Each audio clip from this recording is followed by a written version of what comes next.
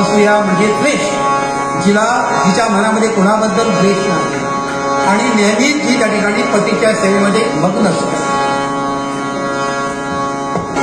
वारा संतपणे वाहतो, अग्निस्था त्या ठिकाणी त्याच्यासाठी शीतल होते, लक्ष्मी तिच्या घरामध्ये पाणी भरते, यमाला सुद्धा जिचा भाग वाटतो अशी ती पतिव्रता आहे.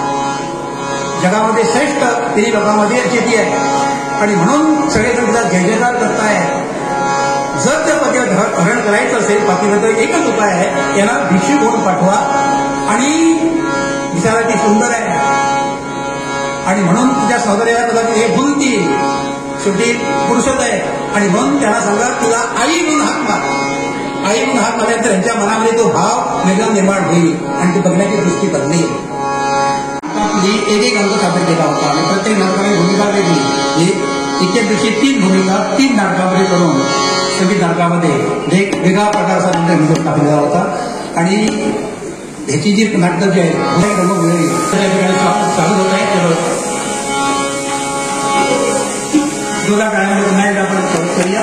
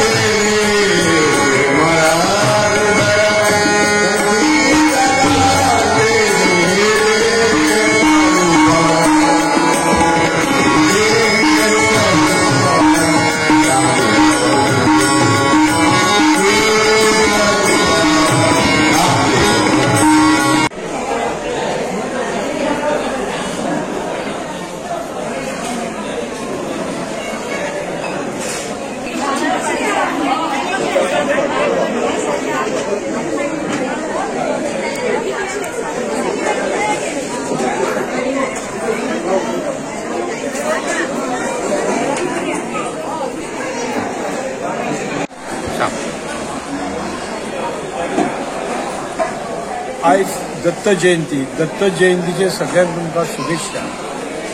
ह्या मोर्जी गांवांत दत्त जयंती मोठ्या उत्सवात साजरी जाता आणि हांगर विविध असे कार्यक्रम जाता. दत्त जयंती सकाळसून हांगर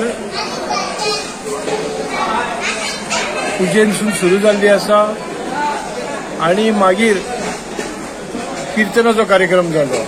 तो कीर्तनकार आमचो आसलो हगोप्प मोर्जीचो श्री विष्णुबुवा शेडगांवकर, ताका विजी म्हणटात.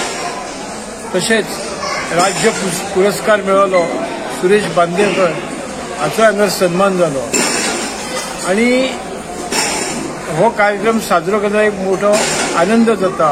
ह्या गांवांसून तळागाळांसून सगळे लोक येतात, तर ह्या गांवचेच न्हय इतर भागांतसूनय हांगा लोक येतात.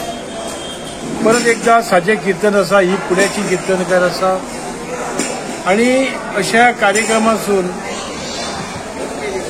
कीर्तनासून प्रबोधन जाता आणि बरे विचार येतात आणि ह्या विचारांसून काही जणांक एक वेगळा आनंद मेळटा.